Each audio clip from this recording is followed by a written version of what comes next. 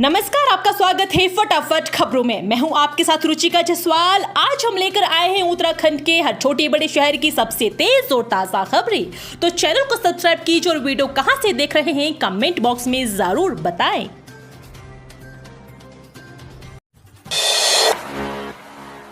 National Ayush mission. राज्य में हर महीने 3 लाख लोगों को मिल रहा आयुष सेवा का लाभ। नेशनल आयुष मिशन में उत्तराखंड की वर्तमान स्थिति उसकी प्रगति की कहानी खुद बयां कर रही है। उत्तराखंड में हर महीने करीब 3 लाख लोग आयुष सेवा से लाभान्वित हो रहे हैं। पिछले 22 महीनों के आंकड़ों की बात करें तो उत्तराखंड में 67 लाख से ज्यादा लोगों ने आयुष स्वास्थ्य सेवाओं का लाभ उठाया है। नेशनल आयुष मिशन केंद्रीय आयुष मंत्रालय की फ्लैगशिप योजना है। इसे दूरदराज के क्षेत्रों में प्राथमिक स्वास्थ्य सेवा पहुंचाने के लक्ष्य के साथ डिजाइन किया गया है। उत्तराखंड जैसे विषम भौगोलिक परिस्थितियों वाले राज्य के लिए इस योजना की खास अहमियत मानी जा रही है। देहरादून में 2 ईवी चार्जिंग स्टेशन तैयार, सीएम धामी करेंगे उद्घाटन। प्रदूषण से मिलेगी मुक्ति। दून में जिस तरह वायु प्रदूषण का ग्राफ बढ़ रहा है, उसे देखते हुए इलेक्ट्रिकल व्हीकल को बढ़ावा देने से बेहतर कोई विकल्प नहीं। इस दिशा में हमारा शहर आगे भी बढ़ रहा है। स्मार्ट इलेक्ट्रिक बसों से लेकर विक्रम, ऑटो और टाटा मैजिक जैसे वाहन ईवी सेगमेंट में नजर आने लगे हैं। निजी वाहनों में भी ईवी का चलन बढ़ा है। ये सिक्के का एक पहलू और दूसरे पहलू के रूप में ईवी चार्जिंग स्टेशनों की संख्या बढ़ाकर इको फ्रेंडली ट्रांसपोर्ट के सपने को साकार किया जा सकता है। जिलाधिकारी समीर बंसल ने सितंबर माह में इस दिशा में कदम बढ़ाए थे और विभिन्न विभागों की संयुक्त टीम बनाकर प्रथम चरण में शहर में 10 स्थान चार्जिंग स्टेशन की स्थापना के लिए तलाश किए थे। अब 2 ईवी चार्जिंग स्टेशन बनकर तैयार हो चुके हैं। मुख्यमंत्री धामी जल्द इनका उद्घाटन भी करेंगे। उत्तराखंड में कब तक होंगे निकाय चुनाव? इस तारीख को होगी घोषणा। उत्तराखंड में नगर निकाय चुनाव अगले वर्ष 15 जनवरी को हो सकते हैं। शासन स्तर पर निकाय चुनाव के लिए जिस तरह की तैयारियां चल रही है, उसे ही संकेत मिल रहे हैं।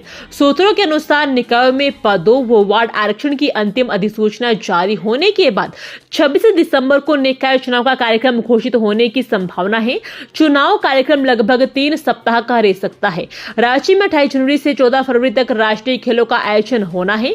पहली बार उत्तराखंड को इन खेलों की मेजबानी मिली है, तो जाहिर है कि सरकार इसमें व्यस्त रहेगी और ऐसे में राष्ट्रीय खेलों के आयोजन से पहले नगर निकाय चुनाव कराने पर जोर दिया जा रहा है। अब इसी हिसाब से कसरत भी तेज हो गई है। हरिद्वार में गंगा पर बनेगा 107 करोड़ रुपए की लागत से एक और पुल। यूपी उत्तराखंड के सैकड़ों गांवों को होगा लाभ। यदि सब कुछ ठीक ठाक रहा तो लक्सर विधानसभा क्षेत्र के रामपुर राय घाटी की निकट गंगा पर शीघ्र ही पुल का निर्माण हो जाएगा। पुल की अनुमानित लागत 107 करोड़ रुपए निर्धारित की गई है। पुल निर्माण के प्रथम चरण में सर्वे, फिजिबिलिटी एवं डीपीआर आदि के लिए 2 करोड़ 7 लाख रुपए का प्रस्ताव तैयार कर शासन को भेजा गया है। अभी नजीबाबाद से हरिद्वार होकर रुड़की पहुंचने में 80 किलोमीटर की दूरी तय करनी पड़ती है। पुल बनने से यह दूरी 55 किलोमीटर रह जाएगी। इसी तरह पुल के रास्ते भोगपुर होकर हरिद्वार पहुंचने में भी 25 किलोमीटर की बचत होगी। इसके साथ ही रामपुर रायघाटी और भागलपुर से होकर रुड़की और हरिद्वार से पहले राष्ट्रीय राजमार्ग के जरिए सीधे पंजाब और हरियाणा पहुंचा जा सकेगा। जारी हुए 38वें राष्ट्रीय खेलों के 5 प्रतीक नए अवतार में दिखा शुभंकर मौली। 38वें राष्ट्रीय खेलों की शुभंकर, लोगो, जर्सी और टॉर्च एवं एंथम की आज लॉन्चिंग होगी। कार्यक्रम का आयोजन Maharana Pratap sports stadium complex में हुआ। राज्य के 4 शहरों में बड़ी स्क्रीन पर लॉन्चिंग कार्यक्रम का लाइव प्रसारण हुआ। कार्यक्रम में मुख्यमंत्री धामी, केंद्रीय खेल राज्य मंत्री रक्षा खड़से, भारतीय ओलंपिक संघ के अध्यक्ष पीटी उषा और खेल मंत्री रेखा आर्या शामिल हुए। इस दौरान 2000 से ज्यादा खिलाड़ी और युवा शामिल हुए। हरिद्वार ऋषिकेश पैसेंजर में यात्रियों से लूटपाट, 5 गिरफ्तार। जीआरपी के सामने हाथ जोड़ते नजर आए बदमाश। हरिद्वार ऋषिकेश पैसेंजर ट्रेन में 5 बदमाशों ने फिरोजाबाद के यात्रियों को डरा धमकाकर लूटपाट कर डाली। जीआरपी थाने में मुकदमा दर्ज कर एक टीम ने बदमाशों को गिरफ्तार कर लूटा गया। मोबाइल, नकदी बरामद कर ली। आरोपितों ने ऋषिकेश के श्यामपुर क्षेत्र में भी दुकानों की चोरी को अंजाम दिया था। 5 को कोर्ट में पेश कर जेल भेज दिया किया गया है। जीआरपी के सीईओ संप्रेमिल मूल्याल ने बताया कि प्रभव शुक्ला निवासी गली नंबर 6 महावीर नगर फिरोजाबाद उत्तर प्रदेश अपने दोस्त के साथ शुक्रवार को हरिद्वार ऋषिकेश पैसेंजर ट्रेन में सफर कर रहे थे। मोतीचूर के समय ट्रेन में कुछ युवकों ने रोड पिस्टल से डरा धमकाते हुए मोबाइल फोन, पर्स, आईडी लूट ली और मोतीचूर के पास ट्रेन रुकते ही कूदकर जंगल में फरार हो गए। 4 दिवसीय विश्व आयुर्वेद कांग्रेस का समापन 58 देशों के प्रतिनिधि हुए शामिल। देहरादून में आयोजित 10वीं विश्व आयुर्वेद कांग्रेस और आरोग्य एक्सपो का आज समापन हो गया। समापन कार्यक्रम में राज्यपाल गुरमीत सिंह शामिल हुए। 12 से 15 दिसंबर तक चले विश्व आयुर्वेद कांग्रेस में 600 तकनीकी सत्र हुए। इसमें 250 से अधिक एक्सपोर्ट स्टॉल लगाए गए थे। वहीं 58 देशों से प्रतिनिधियों ने इसमें भाग भी लिया। आत्मनिर्भर संस्था ने यमुना वैली को बना दिया दुनिया की पहली हर्बल वैली। मुहिम में जुटी 1000 महिलाएं। हिमालय की जड़ी बूटियों की देश ही दुनिया नहीं बल्कि दुनिया में बढ़ती मांग के बीच आत्मनिर्भर संस्था ने यमुना वैली को दुनिया की पहली हर्बल आयुर्वेद वैली बना दिया है। आज यहाँ के 29 गाँव की 1000 महिलाएं औषधीय पौधे उगाकर न केवल जड़ी बूटियों का अस्तित्व बचाने का काम कर रही है बल्कि आर्थिक रूप से भी मजबूत हो रही है। विश्व आयुर्वेद कांग्रेस में महिलाओं का एक समूह औषधीय पौधों के साथ शामिल हुआ। यह समूह आत्मनिर्भर संस्था के प्रतिनिधियों का था, जिनकी अगुवाई कर रहे संस्थापक रंजीत चतुर्वेदी ने बताया, इस साल 62 औषधीय पौधों के लक्ष्य के साथ ये शुरुआत की गई थी।